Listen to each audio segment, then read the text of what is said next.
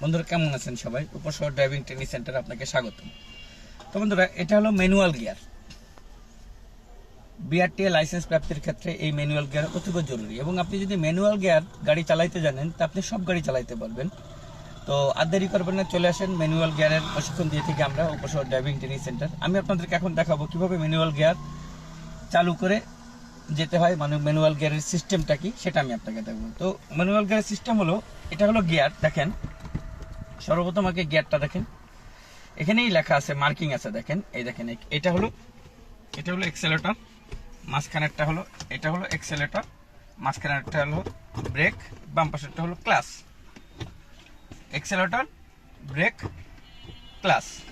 এই ডান পা দিয়ে আপনি দুইটা নিয়ন্ত্রণ করবেন, একটা হলো এই আর এই, এক্সেলেটর প্লাস ব্রেক, এক্সেলেটর এবং প্লাস ব্রেক, এবং বাম পা দিয়ে সবসময় ক্লাস। তো মোটরসাইকেল চালাতে জানলে আপনার জন্য অনেক সহজ। তো সর্বপ্রথম গাড়িটা স্টার্ট দিবেন, কিভাবে চালাতে হয়, কিভাবে রান করতে হবে আপনাকে দেখাই।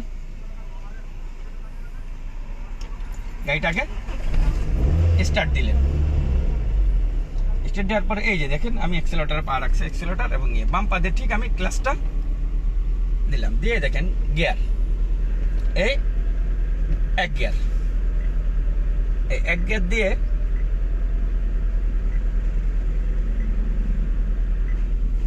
আমি আস্তে আস্তে আস্তে আস্তে আস্তে ক্লাসটা মোটরসাইকেলের মতন একটু ছাড়বো আর এক্সেলেটর একটু দিব, দেখবেন গাড়িটা দৌড়াচ্ছে। এই যে এক গিয়ার, দেখেন গাড়িটা যাচ্ছে।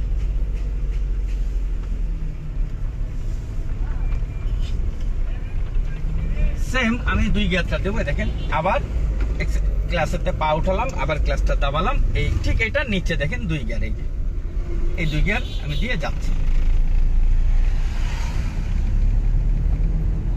সেম আবার গাড়ির গতি বাড়লে গিয়ারও বাড়ে, গাড়ির গতি কমলে গিয়ারও কমে, গাড়ির গতিটা বাড়াবে, ঠিক যাচ্ছে। এই যে তিন গিয়ারে দিয়ে এখন যাচ্ছে, আর একটু গতি বাড়ছে, আমি ঠিক এই যে চার গিয়ার দিলাম। আপনারা যারা নতুন তারা কখনোই চার গিয়ার আগেই ট্রাই করবেন না, আস্তে আস্তে যাবেন।